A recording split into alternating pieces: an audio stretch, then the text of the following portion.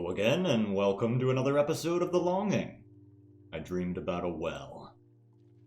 Today we're going to be picking up some moss and making sure that we have enough to build a bed. Something that we weren't able to do in our first playthrough of this game, because we accidentally finished the game before we could do a whole bunch of stuff we wanted to do. Yeah.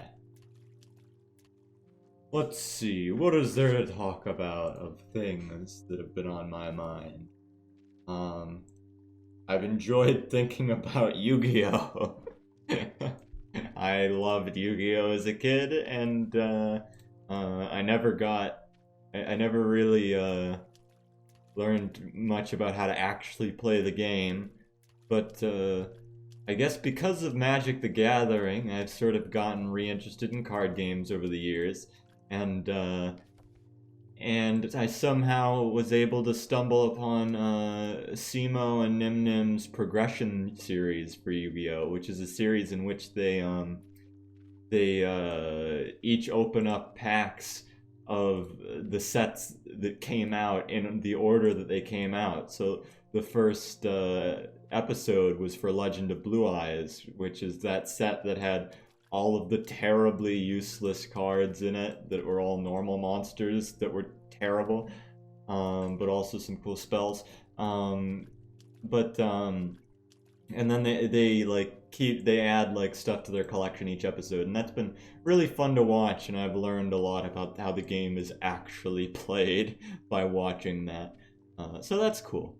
And it's gotten me more interested in thinking about Yu-Gi-Oh! And stuff, and also, like, it's made me again want to try and actually finish some of the episodes of Yu-Gi-Oh!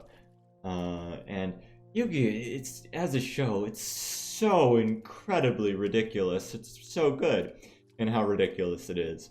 Did you guys know that there are 7 different Yu-Gi-Oh! Series right now? At least 8 if you count Yu-Gi-Oh! Season 0.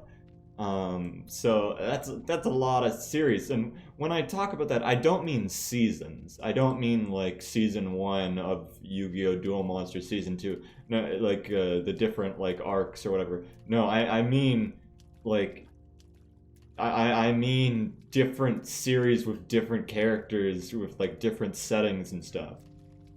Like, I just, for the giggles, I watched the first episode of Yu-Gi-Oh! Vrains, which is the 6th season of Yu-Gi-Oh! And in that one, people go into virtual reality to duel like VTubers on surfboards as they're surfing through the internet. I'm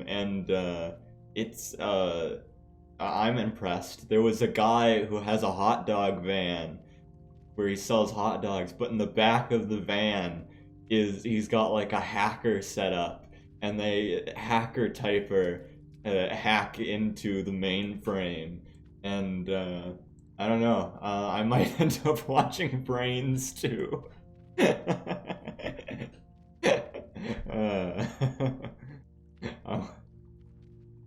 I saw that there's like my friend Reese, he talked about how he's interested in like podcasts where they like talk about each episode of One Piece. But I found that there's podcasts where they talk about each episode of Yu-Gi-Oh! And that, I don't know, that makes me laugh for some reason. So much of Yu-Gi-Oh! Is just, but wait, you've activated my trap card. What? I never could have guessed you had a trap card. But I don't know. We're getting very close to being able to have real life duel discs and real life virtual reality dueling. I'm very excited for this possibility that this is going to happen in my lifetime.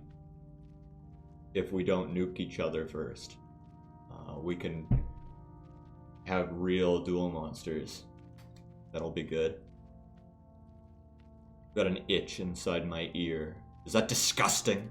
Is that disgusting? Ugh. Disgusting. What else is there to talk about? Um, hmm.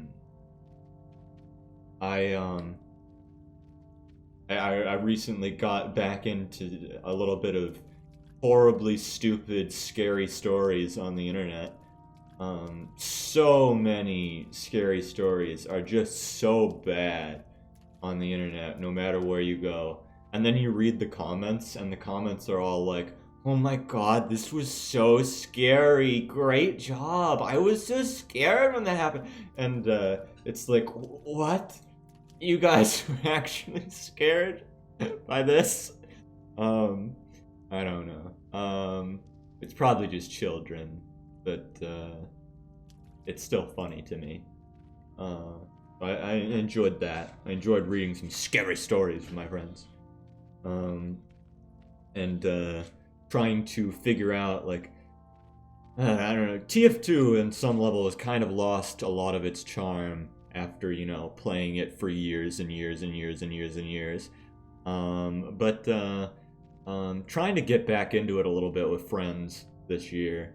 And we've been trying some different stuff, including Team Fortress Classic, which I think maybe it's not called that, but that's a different like version of TF2 based on a very old version of the game that you can sort of like get a mod so that you can play this old version of TF2 with like some new weapons that are based on weapons that never got added to TF2. Yeah. And that's kind of cool, but like, I don't know, I'm not like super interested in that. I'm a little bit interested in trying the new Face It servers, which are like a semi-competitive, semi-casual server system. The whole problem with TF2 is I made that one video, about with it's the bot crisis in TF2. There's just so many bots. It's ridiculously bad.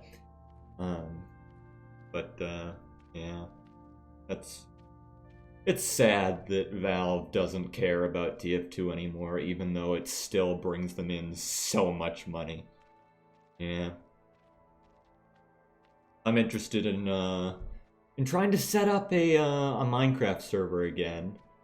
I used to have one, and then I got rid of it for like a year, and now I want to get it again. And now that I've gotten rid of it, I lost a whole bunch of saves that I didn't save to my computer correctly that were just on that server system that I discontinued. So that sucks.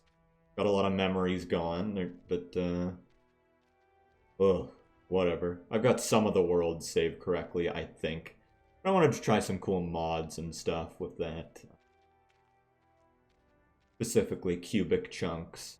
That's a really interesting mod that makes it so there's no upper or lower bounds to how far you can build in Minecraft. But I've been having trouble getting it to work so that ores generate below where they normally do, and anything generates. It'd be great if there was any mod that worked with cubic chunks for world generation, but effectively there isn't because it changes so much to be able to generate cubic chunks. So you kind of just have to settle, it seems like, for basic generation, unless you do fiddling, which I'm going to try and do some fiddling around, but I'm not actually that smart. I'm just persistent. We're almost home, almost home. Let's see. What else? What else do I got written down here? Well,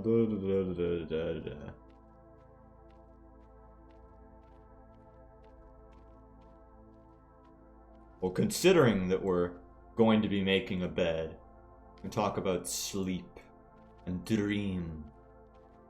Dreams are so interesting to me. Sleep, maybe I've already talked about this, but who cares? Dreams and sleep, like science doesn't know a whole lot about sleep. It's trying, but like there's a whole lot we don't know about sleep, and so many animals do it. It's very interesting. And the purpose of dreaming and how it plays into sleep and all of that. It's really cool when you see like a pet or something, like my dog, when she would sleep on my bed, and sometimes I would see her legs twitching and as she was dreaming, and the king is dreaming, probably, maybe. He might just be non-existence right now because when you're not dreaming, it's almost like your soul is turned off, and you just go from one instance of time to another. Isn't that interesting how that is? But one thing that's weird about my dreams is, on some level, there's almost like a cinematic universe of my dreams. Like, there is a dream world where there's like consistency to things in my dreams, and I can come back to places, and places have an actual like physical relation to each other in the dream world that is consistent. It's very interesting to me. And part of me kind of wants to like try and remake stuff in Minecraft, but that would take forever. And maybe if I live forever, I'll do that. Oh my god, that is a big crystal. It's very shiny. Okay, where do I put the big crystal? Oh god, and I haven't even... Oh, I haven't even mined this out. I need to mine this out to make the bed down there, I think. Okay, let's move this. Where do we want it? As if I put it up here. Oh. No, did I fuck it? Okay, no.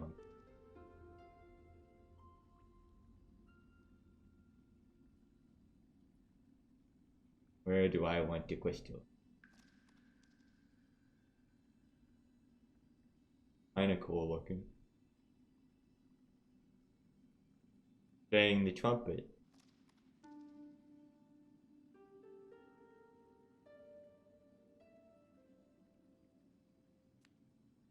I don't like that. I'll probably move it downstairs. But, it's too bright. Somebody turn the light off. The light's too bright. Yeah. I don't know where to put that. Well, let's see. Did I get any books? Let me look at the books again. And then I'll probably just end the episode. Let's see. What books we got? Thoughts? Anything new?